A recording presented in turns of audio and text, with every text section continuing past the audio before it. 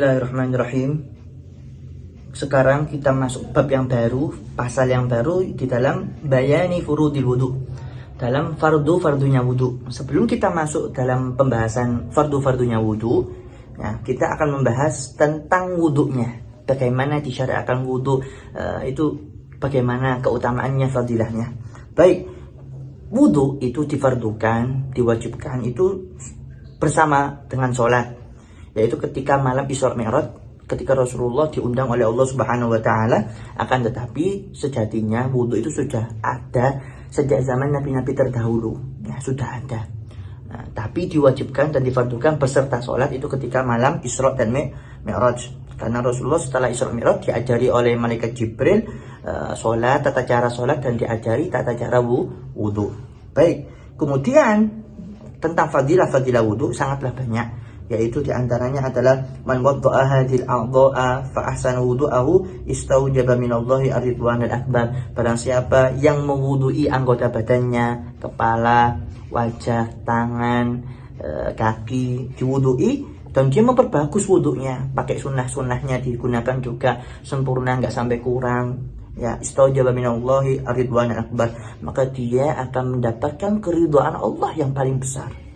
Nah, di dalam riwayat yang lain, la yasbigu 'abdul wudu'a illa ghufira lahu ma taqaddama min dhanbi wa ma ta'akhkhar. Tidaklah seseorang itu yang menyempurnakan wudunya, ya, sempurna, sunnahnya, membasuhnya bagus, illa ghufira lahu ma taqaddama min dhanbihi wa ma ta'akhkhar, kecuali dosa-dosanya itu akan diampuni oleh Allah, dosanya lalu dan dosa yang akan datang. Nah, makanya sangat besar sekali orang-orang yang berwudu, pahalanya itu juga sangat besar, ya. Juga orang yang membaca doa setelah wudu itu juga nanti dibahas, itu insya Allah itu juga pahalanya juga besar juga di sisi Allah Subhanahu wa taala.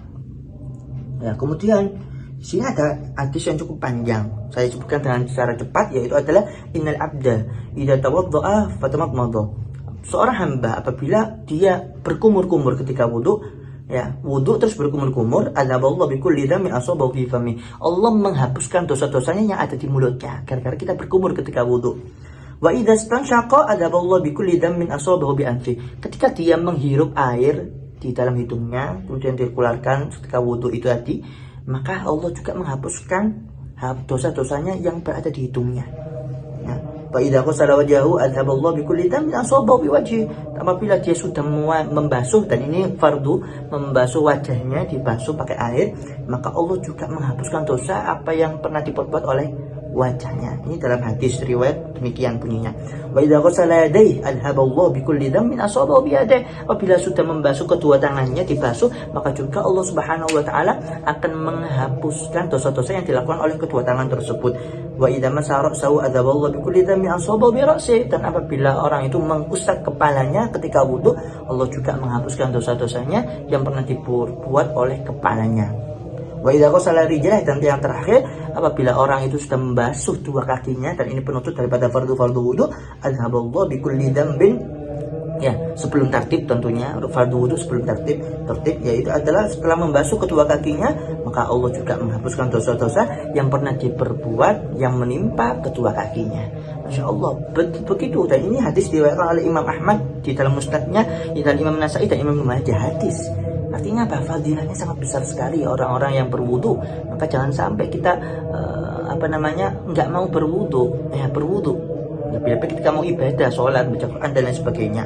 Dan disunahkan juga kita untuk melanggengkan wudu, jangan sampai batal kalau tanpa adanya sebab. Kita usahakan, saya panjangan semuanya berusaha untuk menjaga wudunya, ya, karena fadilahnya sangat besar. Allah Ta'ala berfirman di dalam hadis qudsi, man ahdatha wa lam yatawadda faqad jafani.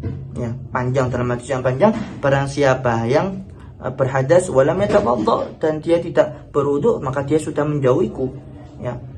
Dan hadis yang panjang, ya, maka Nabi Muhammad dalam hadis yang lain juga bersabda kepada Sayyidina Anas, ya Anas, wahai Anas, in istata'ta an takuna abadan ala wudu' faf'al. Wahai Anas, sahabat Anas, kalau kamu bisa menjaga wudu'mu setiap waktu, ya, menjaga wudu'mu setiap waktu, faf'al, maka lakukanlah. Fa in inna malakal mauti idza qabada ruha 'abdin wa huwa 'ala wudu kutiba lahu syahadah. Karena malaikat maut ketika dia mengambil nyawa seseorang sedangkan dia punya wudhu, maka dia dicatat meninggal dalam keadaan mati syahid. Mudah-mudahan bermanfaat. Wallahu a'lam bishawab.